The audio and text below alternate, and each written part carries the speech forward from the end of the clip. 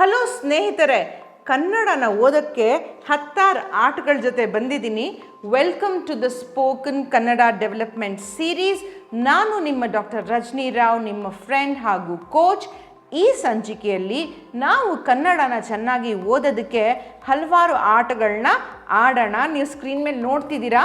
ಈ ಎಲ್ಲ ಆಟಗಳು ಹೇಗೆ ಆಡೋದು ಅಂತ ಬನ್ನಿ ತಿಳಿಸ್ಕೊಡ್ತೀನಿ. ಏನಪ್ಪ ಕನ್ನಡ ಸ್ಪೋಕನ್ ಕನ್ನಡ ಡೆವಲಪ್ಮೆಂಟ್ ಅಂತ ಹೇಳಿ ಇಲ್ಲಿ ಓದೋ ಆಟ ಯಾಕೆ ಆಡಿಸ್ತಾ ಇದ್ದೀರಾ ಅಂತ ಕೇಳ್ತೀರಾ? ವೆಲ್ ಮೈ ಡಿಯರ್ ಫ್ರೆಂಡ್ಸ್, ಮಕ್ಕಳಿಗೆ ಕನ್ನಡನ ಸ್ಪಷ್ಟವಾಗಿ ಓದೋದಕ್ಕೆ ಬಂದಾಗ ತಾನೇ ಉಚ್ಚಾರಣೆ ಸರಿಯಾಗೋದು. ಒಂದೊಂದು ಪದದ ಉಚ್ಚಾರಣೆಯು ಸರಿಯಾದಾಗ ತಾನೇ ಸ್ಪೋಕನ್ ಕನ್ನಡ ಚೆನ್ನಾಗಿ ಬೆಳವಣಿಗೆ ಆಗೋದು. ಸೊ ಹಾಗಾಗಿ ಕೆಲವು ರೀಡಿಂಗ್ ಗೇಮ್ಸ್ಗಳನ್ನ ಕೂಡ ಆಡೋಣ ಬನ್ನಿ. ಮೊದಲನೇದು ಪಿಕ್ಚರ್ ರೀಡಿಂಗ್. ಏನು ಮಾಡ್ಬೋದು ಈ ಗೇಮ್ನಲ್ಲಿ ನಾವು ಅಂದರೆ, ಮಕ್ಕಳಿಗೆ ಒಂದು ಪೋಸ್ಟರ್, ಯಾವುದಾದ್ರೂ ಒಂದು ಈ ಥರ ಪಿಕ್ಚರ್ ಕಾರ್ಡ್ ಕೊಟ್ಟು ಇದರಲ್ಲಿ ಏನೇನು ನೋಡ್ತೀರಾ, ರೀಡ್ ದ ಪಿಕ್ಚರ್ಸ್, ಏನೇನು ಕಾಣುತ್ತೆ, ಈ ಪೋಸ್ಟರ್ ಬಗ್ಗೆ ಒಂದು 2 ವಾಕ್ಯಗಳನ್ನ ಮಾಡಿ ಅಂತ ಹೇಳ್ಬೋದು. ಫಾರ್ ಎಕ್ಸಾಂಪಲ್, ಇದರಲ್ಲಿ ನಾವು ಒಂದು ನಾಯಿಯನ್ನು ನೋಡ್ತಾ ಇದ್ದೀವಿ. ಆ ನಾಯಿ ನೀರಲ್ಲಿ ತಾನು ನೋಡ್ಕೊತಾ ಇದೆ. ಸೊ ಹೀಗೆ ಮಾತನಾಡೋದಕ್ಕೆ ಪ್ರಯತ್ನ ಪಡ್ತಾರೆ. ಆದರೆ ಇಲ್ಲಿ ಆಕ್ಟಿವಿಟಿ ಆಗ್ತಾ ಇರೋದು ಪಿಕ್ಚರ್ ರೀಡಿಂಗ್. ನಂಬರ್ 2 ಏನಪ್ಪ ಅದು ಅಂದರೆ, ಕೆಲವು ಪಿಕ್ಚರ್ ಕಾರ್ಡ್ಸ್ ತೋರಿಸ್ಬೋದು. ಸೊ ನೀವಿಲ್ಲಿ ನೋಡ್ತಿದ್ದೀರಾ, ಇದು ಒಂದು ಪಿಕ್ಚರ್ ಕಾರ್ಡ್, ಇದು ಒಂದು ಪಿಕ್ಚರ್ ಕಾರ್ಡ್. ಇದರ ಜೊತೆ ನಾವು ಮಕ್ಕಳಿಗೆ ಓದೋದಕ್ಕೆ ಬರುವಂಥ ಮಕ್ಕಳಿಗೆ ಈ ವರ್ಡ್ ಕಾರ್ಡ್ಸ್, ಸೊ ಹೀಗೆ ಪದಗಳನ್ನ ಕೂಡ ಬರೆದು ವರ್ಡ್ ಕಾರ್ಡ್ ಮಾಡಿ ಕೊಟ್ಟು, ಈ ಪದಗಳಿಗೆ word card read and match the word ಅಂತ ಹೇಳಿ ನಾವು ಮ್ಯಾಚ್ ಮಾಡೋದಕ್ಕೆ ಕೂಡ ಕೊಡ್ಬೋದು. Number 3 word Hunt. ಏನಪ್ಪ ಅದು ಅಂದರೆ ಅನ್ಜಂಬಲ್ ಆ್ಯಂಡ್ ರೀಡ್. ಸೊ ಇಲ್ಲಿ ಏನಾಗಿದೆ, ಲೆಟರ್ಸ್ ಎಲ್ಲ ಮಿಕ್ಸಪ್ ಆಗೋಗಿದೆ, ಜಂಬಲ್ ಆಗೋಗಿದೆ. ಸೊ ಇದನ್ನು ನೀವು ಸರಿ ಮಾಡಿ ಓದಬೇಕು.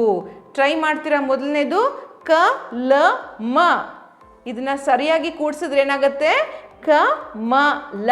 ಸೊ ಇದು ಮಕ್ಕಳು ಓರಲ್ ಆಗಿ ಕೂಡ ಹೇಳ್ಬೋದು, ಬರೆಯೋಕ್ಕೆ ಬರುವಂಥ ಮಕ್ಕಳು ಬರೆದು ಕೂಡ ಈ ಆಟನ ಆಡ್ಬೋದು. Next game number 4. ಏನಪ್ಪ ಗೇಮ್ ನಂಬರ್ 4 ಅಂದರೆ, ವರ್ಡ್ ಲ್ಯಾಡರ್. ಅಂದರೆ ನಾವು ಒಂದು ಪದನ ಕೊಡಬೇಕು. ಆ ಪದದ ಮೊದಲನೇ ಸ್ವರ ಅಥವಾ ಮಧ್ಯದ ಸ್ವರ ಅಥವಾ ಕೊನೆಯ ಸ್ವರನ ಬದಲಾಯಿಸಿ ಹೊಸ ಹೊಸ ಪದಗಳನ್ನ ರಚಿಸಬೇಕು. ಇಲ್ಲೊಂದು ಉದಾಹರಣೆ ಇದೆ, ಸದನ. ಈ ಒಂದು ಪದಕ್ಕೆ ನಾವು ಮೊದಲನೇ ಸ್ವರನ ಚೇಂಜ್ ಮಾಡಿದಾಗ, ಮ ಹಾಕಿದಾಗ ಸದನ ಏನಾಗುತ್ತೆ, ಮದನ. ಮದನ ಆಗುತ್ತೆ. ಮದನ ಪದದಲ್ಲಿ ನಾವು ಮಧ್ಯದ ಸ್ವರನ ಚೇಂಜ್ ಮಾಡಿದಾಗ ಮನನ ಆಗತ್ತೆ. ಮನನ ಪದದಲ್ಲಿ ನಾವು ಕೊನೆಯ ಸ್ವರ ಅಥವಾ ಅಕ್ಷರನ ಚೇಂಜ್ ಮಾಡಿ ದ ಹಾಕಿದಾಗ ಇದು ಮನದ.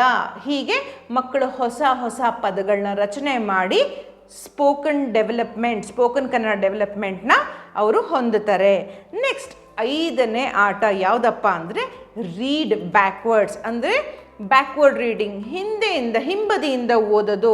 ಸೊ ಇಲ್ಲಿ ನೋಡಿ, ಬ್ಯಾಕ್ವರ್ಡ್ ರೀಡಿಂಗಲ್ಲಿ ಮೊದಲು ಅವ್ರು ಓದಬೇಕಾಗಿರೋದು ಕೊನೆಯ ಅಕ್ಷರ ಕ ಮ ಲ, ಕಮಲ. ಹೀಗೆ ಓದಿದಾಗ ಮಕ್ಕಳಿಗೆ ಆ ಪದ ಯಾವುದು ಅಂತ ಗೊತ್ತಾಗುತ್ತೆ. ಈ ಆಟಗಳನ್ನ ನೀವು ಇನ್ನೂ ಮಜಾ ಬರೋ ಹಾಗೆ ಮಾಡಬೇಕು ಅಂದರೆ ಏನು ಮಾಡಬೇಕು ಗೊತ್ತಾ, ಇದನ್ನು ಓದಿ ಇದನ್ನು ಮಕ್ಕಳು ಡ್ರಾಯಿಂಗ್ ಮಾಡಿ ಅಂತ ಹೇಳಬೇಕು. It's a very very important skill. ಮಕ್ಕಳು ಇದನ್ನು ಓದಿ ಆ ಚಿತ್ರನ ಬಿಡಿಸ್ತಾರೆ ಅಂದರೆ ಅರ್ಥ ಅವ್ರಿಗೆ ಪೂರ್ತಿ ಅರ್ಥ ಆಗಿದೆ ಅಂತ. ಸೊ ಟ್ರೈ ಮಾಡಿ, ಇದನ್ನು ಓದಿ. ಗಣಪ, ಇದನ್ನು ಓದಿ ಮಕ್ಕಳು ಹೇಗೆ ಚಿತ್ರ ಬಿಡಿಸ್ತಾರೆ ಅಂತ ಎನ್ಕರೇಜ್ ಮಾಡಿ. ಸೊ ನೆಕ್ಸ್ಟ್ ಗೇಮ್ ನಂಬರ್ 6 ಅಂದರೆ, ಇದು ಒಂದು ಗ್ರಿಡ್. ಈ ಗ್ರಿಡ್ನಲ್ಲಿ ಕೆಲವು ಪದಗಳು ಅವತ್ ಕೂತಿದೆ. ಫಾರ್ ಎಕ್ಸಾಂಪಲ್, ಇಲ್ಲಿ ನೀವು ನೋಡಿದ್ರೆ ಚ ಮ ಚ. ಸೊ ಹೀಗೆ ಹಲವಾರು ಪದಗಳು ಅವತಿರೋ ಈ ಗ್ರಿಡ್ನ ಮಕ್ಕಳು ಕೊಟ್ಟು ಪದಗಳನ್ನ ಹುಡುಕಿ ಅಂದಾಗ ಮಕ್ಕಳು ಹೊಸ ಹೊಸ ಪದನ ಕಲಿತಾರೆ, ಅದರ ಉಚ್ಚಾರಣೆಯನ್ನು ಕೂಡ ಸರಿಯಾಗಿ ಮಾಡ್ತಾರೆ. Next game number 7. Look at this, ಎಷ್ಟು ಚೆನ್ನಾಗಿದೆ ಅಲ್ವಾ? ಸೊ ಇಲ್ಲಿ ಪಿಕ್ಚರ್ಸ್ನ ನಾವು ಕೊಟ್ಬಿಟ್ಟು right the missing letters. So ಇಲ್ಲಿ ಯಾವ ಲೆಟರ್, ಈ ಲೆಟರ್ ಕೂಡ ಮೊದಲನೇ ಸ್ಥಾನದಲ್ಲಿ ಅಥವಾ ಮಧ್ಯದ ಸ್ಥಾನದಲ್ಲಿ ಅಥವಾ ಕೊನೆಯ ಸ್ಥಾನದಲ್ಲಿ ಎಲ್ಲಿ ಬೇಕಾದ್ರೆ ಇರ್ಬೋದು. ಇದನ್ನು ನೋಡಿ, ಚಿತ್ರನ ನೋಡಿ ಮಕ್ಕಳು ಯಾವ ಸ್ವರ ಮಿಸ್ ಆಗಿದೆ ಅಂತ ಹೇಳಿ ಬರೆದು ಇದನ್ನು ಪೂರ್ತಿಯಾಗಿ ಓದಿ ಆಟವನ್ನು ಆಡ್ತಾರೆ. Next game number 8. ಏನಪ್ಪ ಗೇಮ್ ನಂಬರ್ 8 ಅಂದರೆ ಸ್ಪಾಟ್ ಮಿಸ್ಟೇಕ್. ಇದು ತುಂಬಾ ಮುಖ್ಯವಾದ ಆಟ. ಯಾಕೆಂದರೆ ಮಕ್ಕಳು ಸ್ಪೆಲ್ಲಿಂಗ್ ಮಿಸ್ಟೇಕ್ ಮಾಡಿದಾಗ ಅವ್ರಿಗೆ ಗೊತ್ತಾಗಲ್ಲ. ಅದೇ ಆಟದ ರೀತಿಯಲ್ಲಿ ಇದನ್ನು ನಾವು ಕೊಟ್ಟು ಇದರಲ್ಲಿ ಏನು ವ್ಯತ್ಯಾಸ ಆಗಿದೆ, ಏನು ತಪ್ಪಾಗಿದೆ ಅಂತ ಕೇಳಿದಾಗ ನೋಡೋಣ. ಇದು ಚಿತ್ರ ಯಾವುದು? ಕಮಲ. ಆದರೆ ಇಲ್ಲಿ ಬರೆದಿರೋದೇನು? ಕ ಮ ಳ. ನೋಡಿದ್ರ?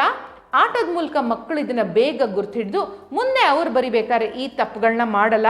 ಸೊ ಈ ಆಟಗಳು ಬರೀ ಓದೋದಕ್ಕೆ ಮಾತ್ರ ಅಲ್ಲ, ಕನ್ನಡನ ಬರೆಯೋದಕ್ಕೆ ಕೂಡ ಹೆಲ್ಪ್ ಮಾಡುತ್ತೆ. ಒಪ್ತೀರಾ?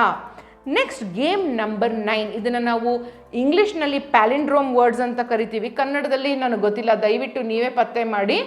ಇದು ಎಂಥ ಪದಗಳು ಅಂದರೆ ನೀವು ಹಿಂದೆಯಿಂದ ಮುಂದಕ್ಕೆ, ಮುಂದೆಯಿಂದ ಹಿಂದಕ್ಕೆ ಹೇಗೆ ಓದಿದ್ರು ಇದು ಮಾತ್ರ ಅದೇ ಪದವಾಗಿರುತ್ತೆ, ಅದೇ ಅರ್ಥನ ಕೊಡುತ್ತೆ. ಇದರಲ್ಲಿ ಅರ್ಥದಲ್ಲಿ ಯಾವ ವ್ಯತ್ಯಾಸನೂ ಬರಲ್ಲ. ಫಾರ್ ಎಕ್ಸಾಂಪಲ್ ಸರಸ, ಸರಸ.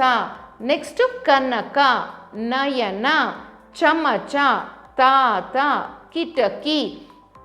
ಸೊ ಹೀಗೆ ಈ ಪದಗಳನ್ನ ಓದಿ ಚಿತ್ರನೂ ಬಿಡಿಸಿದ್ದೆ ಆದಲ್ಲಿ ನಮ್ಮ ಮಕ್ಕಳಿಗೆ ಎಷ್ಟು ಬೆನಿಫಿಟ್ ಆಗ್ತಾ ಇದೆ ನೀವೇ ಲೆಕ್ಕ ಹಾಕೊಳ್ಳಿ. Next game number 10. ಅದು ಯಾವುದಪ್ಪ ಅಂದರೆ ರೈಮಿಂಗ್ ವರ್ಡ್ ಗೇಮ್. ಈ ಆಟನ ಹೇಗೆ ಆಡಿಸೋದು ಅಂದರೆ ಮಕ್ಕಳನ್ನು ರೌಂಡಾಗಿ ಕೂಡಿಸ್ಬೇಕು. ಒಂದು ಮಗುಗೆ ನಾವು ಒಂದು ಪದನ ಕೊಡಬೇಕು. ಆ ಪದ ಯಾವುದು? ಮರ. ಸೊ ಎಲ್ಲ ಮಕ್ಕಳು ರ ಇಂದ ಕೊನೆಗೊಳ್ಳೋ ಅಂಥ ಪದಗಳ ರಚನೆನೇ ಮಾಡ್ತಾ ಹೋಗಬೇಕು. ಫಾರ್ ಎಕ್ಸಾಂಪಲ್ ಮರ. ನೆಕ್ಸ್ಟ್ ಮಗು ಏನು ಹೇಳ್ಬೋದು? ನರ. ಇನ್ನೊಂದು ಮಗು ಸರ. ಇನ್ನೊಂದು ಮಗು ವರ. ಇನ್ನೊಂದು ಮಗು ಕರ, ಗರ. ಹೀಗೆ ಹೇಳ್ತಾ ಹೋಗಿ ಯಾವುದಾದ್ರೂ ಮಗುಗೆ ಇನ್ನೂ ನನಗೆ ಗೊತ್ತಿಲ್ಲಪ್ಪ ಅಂತ ಹೇಳಿದಾಗ 2 ಥಿಂಗ್ಸ್. ಆ ಮಗು ಔಟ್ ಆಗ್ಬೋದು, ಇಲ್ಲಾಂದರೆ ಅಲ್ಲಿಗೆ ಆ ಒಂದು ಚೈನ್ ಮುರಿಯುತ್ತೆ. ನೆಕ್ಸ್ಟು ನಾವು ಇನ್ನೊಂದು ಪದನ ಹುಡುಕ್ಬೋದು. ಫಾರ್ ಎಕ್ಸಾಂಪಲ್ ದನ. ಓಕೆ, ಸೊ ದನ, ಮನ, ವನ. ಹೀಗೆ ನಾವು ಬೇರೆ ಬೇರೆ ಪದಗಳನ್ನ ಮಾಡ್ತಾ ಹೋಗ್ಬೋದು. It's a very interesting game. ಇದನ್ನು ನೀವು ಕ್ಲಾಸ್ ರೂಮ್ಸ್ನಲ್ಲಿ ಆಟಾಡಿ, ಮಕ್ಕಳ ಜೊತೆ ಮನೆಯಲ್ಲಿ ಆಟಾಡಿ, ಮಕ್ಕಳು ಕನ್ನಡ ಭಾಷೆಯನ್ನು ಎಷ್ಟು ಪ್ರೀತಿಸ್ತಾರೆ, ಎಷ್ಟು ಚೆನ್ನಾಗಿ ಮಾತಾಡ್ತಾರೆ, ಓದ್ತಾರೆ, ಬರೀತಾರೆ, ನೀವೇ ನೋಡ್ತೀರಾ. ವೆಲ್ ಮೈ ಡಿಯರ್ ಫ್ರೆಂಡ್ಸ್, ಈ ವಿಡಿಯೋನ ಯಾವುದಾದ್ರೂ ತಾಯಿ ಅಥವಾ ಟೀಚರ್ ಯಾರು ಈ ಆಟಗಳನ್ನ ಮಕ್ಕಳ ಜೊತೆ ಆಡ್ಬೋದು ಅವ್ರ ಜೊತೆ ಶೇರ್ ಮಾಡಿ. ನಾನು ಮುಂದಿನ ಸಂಚಿಕೆಯಲ್ಲಿ ನಿಮ್ಮನ್ನ ಭೇಟಿ ಮಾಡ್ತೀನಿ. ಟಿಲ್ ದೆನ್, ಬೈ ಬಾಯ್.